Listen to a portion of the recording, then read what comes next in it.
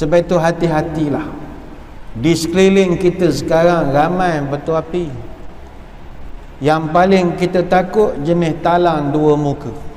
Talang dua muka ni paling membahaya. Depan kita baik sangat macam malaikat, pijak semut tak mati, belakang kita dia tikam kita. Baik itu ada satu hadis, kata Ammar bin Yasir radhiyallahu anhu, Nabi pernah sebut, man kana lahu wajhani fid dunya kana lahu yaumal qiyamati lisanani min narin.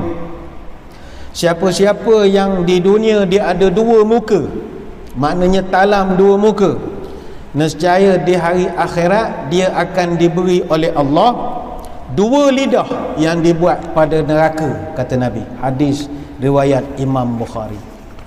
Orang begini memang banyak di keliling kita. Apa tanda burung perempat duduk di tepi dipatuk angsa? Apa tanda kiamat dekat?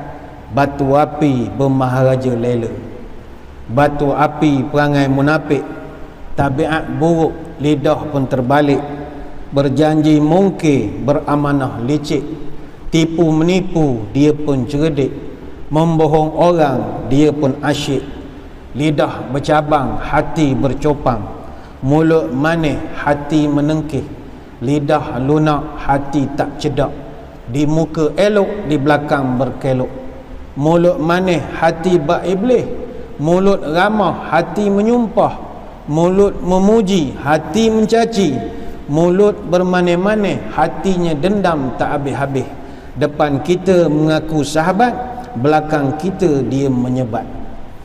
Dek kerana orang macam inilah masyarakat jadi bergaduh, negara jadi tidak stabil, akhirnya kita jadi rosak.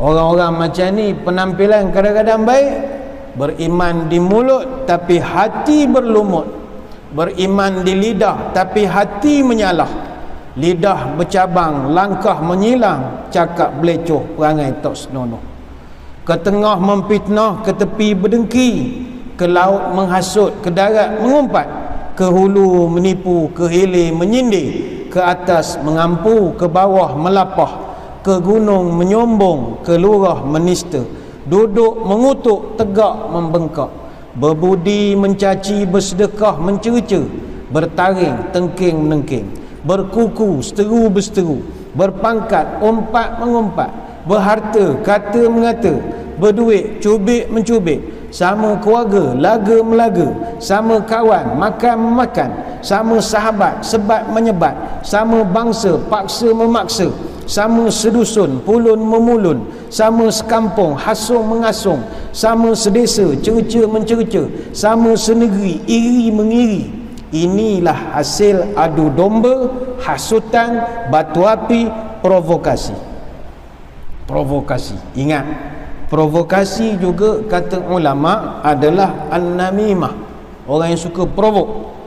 Kata Imam Ibn Kathir, an-namimah ala qismain, namimah itu ada dua jenis. Kata Imam Ibn Kathir, tarah takun ala wajhi tahrish bainan nas wa tafriq qulubil mu'minin fahadha haramun muttafaqun alaih. Dia terkadang, kata Ibn Kathir, dia berbentuk tahrish, iaitu dia provok antara orang-orang Islam dengan niat nak mencerai-beraikan hati orang-orang beriman. Maka ini hukumnya adalah haram, sepakat kata para ulama. Ini dalam tafsir Ibn Kathir. Kata Imam Al-Baghawi, at-tahrish iqa'ul khusumah wal khushunah bainahum. Tahrish ini adalah dia trigger, cetuhkan pertengkaran sesama orang Islam.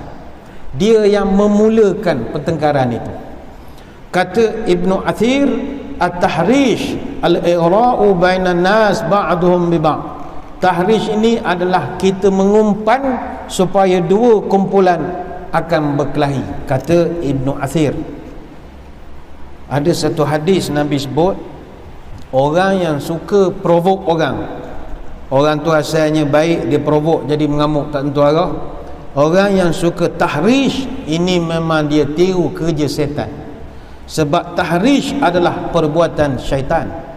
Provokasi sesama muslim adalah tahrish, dan adalah perbuatan syaitan. Nabi pernah beritahu, inna syaitan qad aisa an ya'budahul musalluna fi jaziratil arab walakin fit tahrish bainahum. Nabi sebut syaitan dia dah putus asa dah daripada nak menjadikan orang-orang Arab di jazirah Arab sembah dia. Maknanya di Mekah, Madinah nak tukarkan agama Islam ke agama lain memang tak dapat. Tapi apa yang syaitan buat? Walakin fi tahrish bainahum. Tapi yang syaitan akan terus boleh buat adalah provok sesama orang Islam supaya bergaduh. Hadis riwayat Imam Muslim. Sampaikan ada satu hadis yang mana ada satu hadis yang para ulama mengatakan an-namimah, batu api ni sama hukum macam orang buat sihir. Sama hukum macam orang buat sihir. Bahkan dalam hadis disebut dia adalah sejenis daripada sihir. Al-adhu as-sihru. Adhu adalah sihir, adhu adalah an-namimah. Bahkan kata Yahya bin Abi Katsir, namimah lebih dahsyat daripada sihir lagi. Bukan macam sihir, lebih dahsyat. Sebab an-namamu yufsidu fi sa'atin ma la yufsidu sahiru fi syahrin. Orang yang buat adu domba atau batu api, dia boleh rosakkan hubungan manusia hanya dalam sejam saja. Sedangkan sihir kena makan masa. Kita nak buat sihir ke orang, tak kira jumpa di Siam ke di kampung mana-mana ke, bukannya buat terus kena tak dapat. Hebat macam mana Tok Bomo di Wadi Manikam Sinawari, tak boleh terus jadi. Tak, dia ada proses. Jin tu pun ada proses juga. Nak hantar ke orang, nak hantar serpih, kaca, dia ada proses juga. Mana bukan on the spot. Tetapi namimah itu kata Yahya bin Abi Katsir on the spot. 1 jam, 2 jam orang boleh jadi kelahi kerana diadu dombakan oleh kita. Marilah muslimin muslimat sekalian, kita mengambil keinsafan, jauhlah sifat batu api. Jangan jadi orang yang adu domba. Dia adu domba ni bahasa Indonesia. Adu maknanya laga, domba tu kambing. Adu kambing. Dia melaga ke orang. Itu kerja an-namimah.